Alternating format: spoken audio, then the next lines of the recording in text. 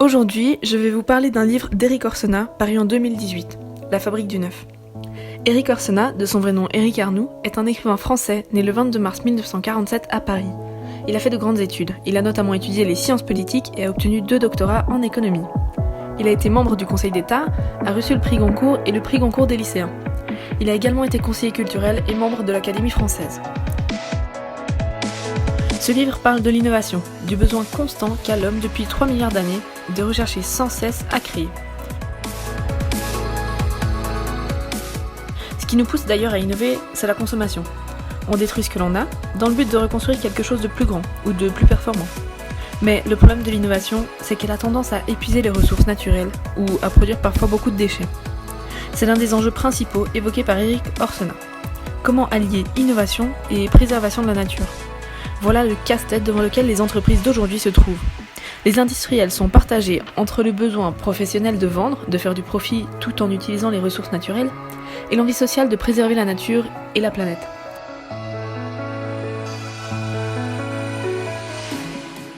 Et c'est d'ailleurs là tout le paradoxe moderne. Dans le but de consommer moins, on innove. Et pour innover, on consomme. Les entreprises d'aujourd'hui doivent donc se développer tout en respectant les contraintes sociales nouvelles. Car, comme le dit si bien Churchill, mieux vaut prendre le changement par la main avant qu'il ne nous saisisse par la gorge. Et ceci, les entreprises l'ont bien compris. Nous en sommes donc aujourd'hui à l'ère de la 3e révolution industrielle. C'est à la fois une révolution de l'information, mais aussi de l'énergie. Autant du point de vue de sa production que de sa distribution. C'est un domaine en plein boom. En effet, le marché de l'énergie a beaucoup évolué ces dernières années et évolue aujourd'hui encore. Il y a quelques années, le marché était presque un monopole. La production se faisait principalement grâce aux centrales nucléaires et les entreprises étaient peu nombreuses sur le marché. Aujourd'hui, de nombreuses startups ont bien compris l'enjeu économique de la transition énergétique et elles sont de plus en plus nombreuses à se lancer dans la production d'énergie verte.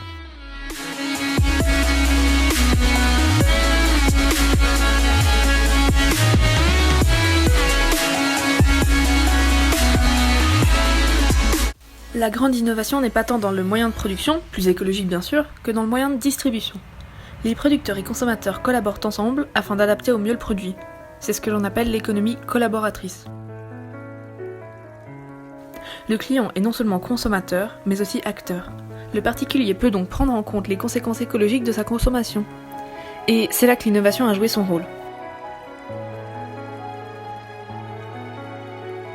Les nouvelles technologies permettent de mieux gérer sa consommation. Grâce à cela, le coût de la production solaire, par exemple, a diminué de 2/3 en 7 ans seulement. Le développement des intelligences artificielles permet notamment de mieux gérer la consommation. Mais malgré ces technologies nouvelles, la transition énergétique coûte cher et personne, ni le gouvernement ni les particuliers, ne veut réellement payer. Et effectivement, sur le court terme, ces investissements ne sont que peu rentables. Donc on cherche des solutions pour faire encore baisser ces coûts. Et c'est d'ailleurs l'une des raisons pour laquelle on cherche à produire l'énergie plus localement. Cela pourrait permettre de compenser les coûts. Une autre solution envisagée, c'est par exemple la méthanisation. C'est un processus qui permet de produire du gaz naturel à partir de déchets organiques.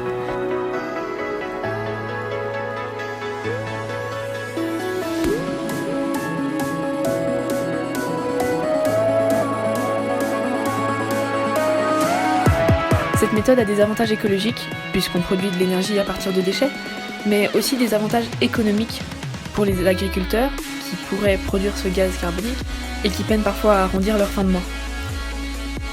En bref, dans son livre, Erik Orsena démontre que l'innovation permet à notre société de se développer et d'évoluer. Et le marché de l'énergie est, comme vous l'aurez compris, au cœur de cette innovation. Erik Orsena n'est pas le seul à insister sur ce point.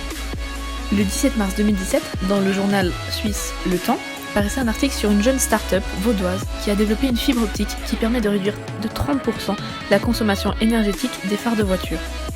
Cet article parle du succès de l'entreprise et de l'intérêt des grandes marques automobiles pour cette technologie. Et grâce au livre d'Erik Orsena, on comprend bien tous les enjeux qu'il y a là derrière.